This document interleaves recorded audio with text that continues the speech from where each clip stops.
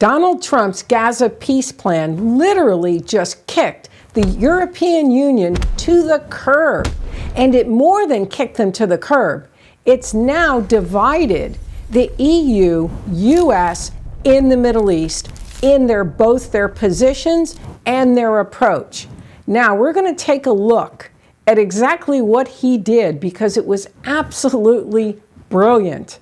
Not only the peace plan that he has proposed, but also how he completely sidelined the European Union, and for good reason, because right now the European Union is going headstrong on the idea of a two-state solution, and many nations have come out at the UN recognizing Palestine now as a state, and there's talk of more nations recognizing Palestine as a state.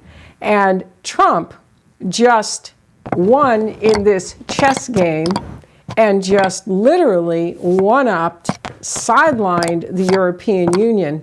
But first we'll take a listen to what Donald Trump had to say about the European Union coming out recognizing Palestine. Several countries have foolishly recognized the Palestinian state. As you know, some of our European friends, allies, good people, but they're really, I think, doing that because they're very tired of what's going on for so many decades. They've been presidents and prime ministers for years, and during this time, having to do with the Middle East, all they're doing is talking about the same thing over and over. Notice he says foolishly recognizes, but then he mulls it over a bit. He gives them the benefit of the doubt. Well, they've wanted peace, but then he gives them another shot. And this is exactly what he says, and it's actually, he's given them a shot.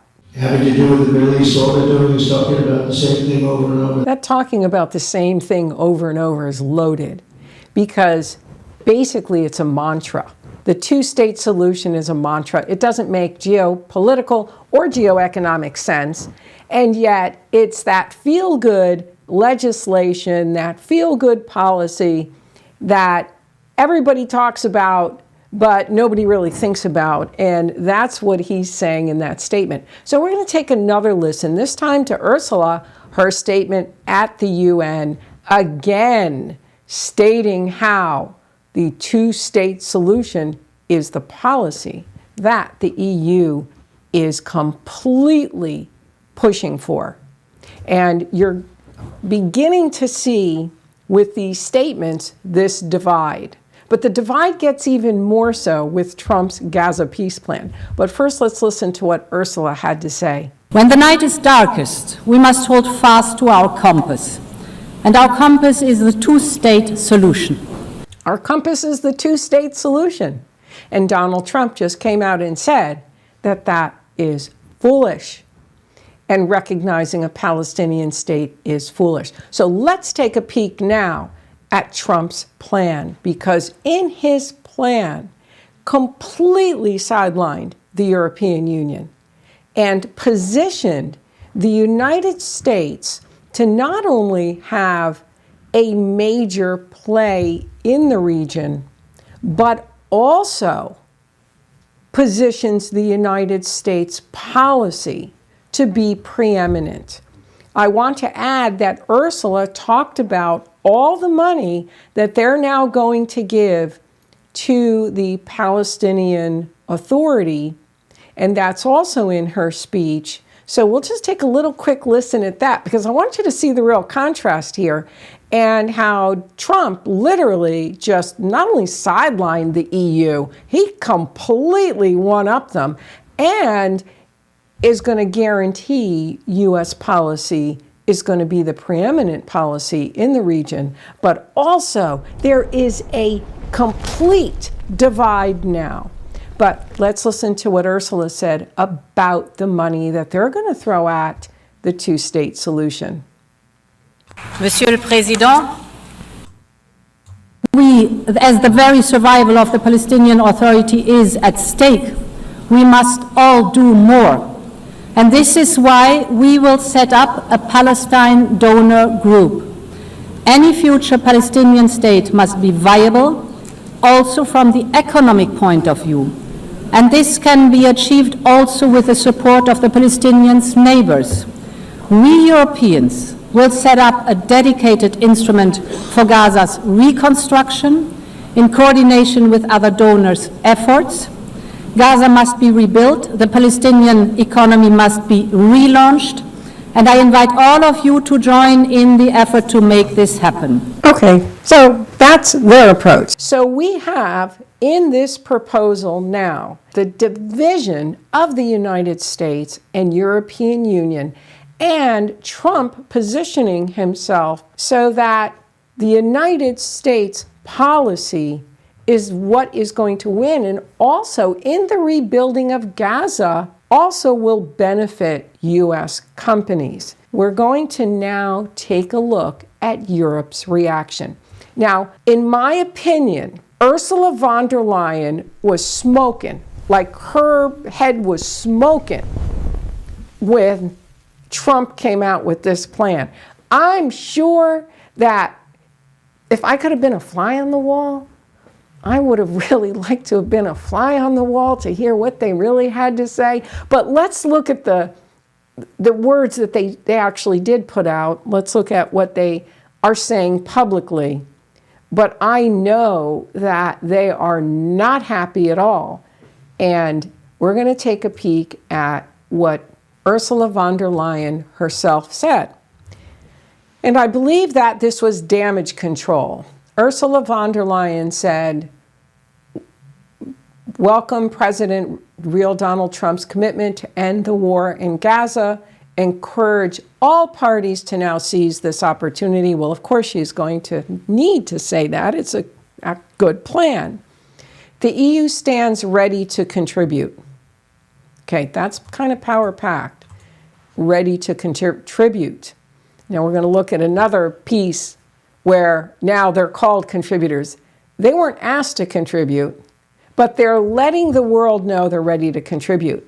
And this is their way of doing damage control. And I want you to see what she finishes to say. Hostilities should end with provision of immediate humanitarian relief to the population in Gaza and with all hostages released immediately. Okay, good. But here's the zinger. A two-state solution remains the only viable path to a just and lasting peace in the Middle East, with the Israeli and Palestinian people living side by side in peace and security, free from violence and terrorism. So Europe looks like bad because they were sidelined. The European Union was sidelined, definitely kicked to the curb, treated like a non-entity. So now, to save face, Ursula basically comes out and says that, we're going to give our contribution, and their contribution is to still bat for this two-state solution, say that this is what should happen, and they're going to try to influence it. Now let's take a look at, that was out of Brussels Morning. Let's look at Euractiv. Euractiv is the European Union's leading policy news rag. And so in Euractiv, EU welcomes Trump's 20-point Gaza plan, but left with contributor role? They weren't really given a contributor role. Well, they were sidelined. They are expected to support this. They're expected to support the Abraham Accords. They're not like jumping up and down because it's not their policy.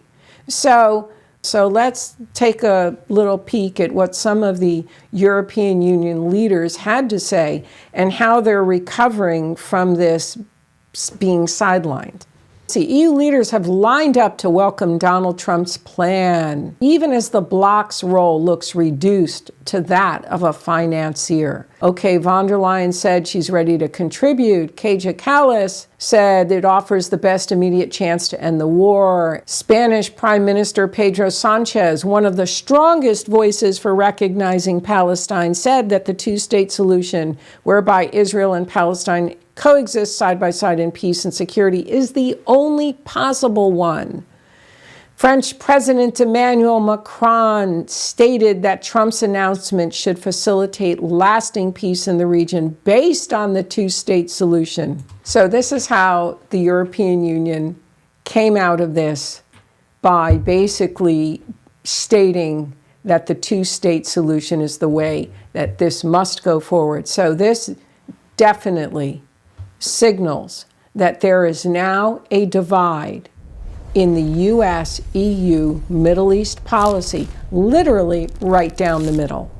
And while the US is going to be going forward to enact its plan, the European Union is going to be screaming and doing all it can to fight for a two-state solution, which is going to be in contrast to this plan. So this should be interesting going forward. There's now a divide, and I want you to definitely check out my book, Israel, the Key to the West, and stay tuned for more and hit that subscribe button. Oh, and also check out the books in the Twist News Amazon store, the books of our guests, also from great geopolitical minds, and also my books.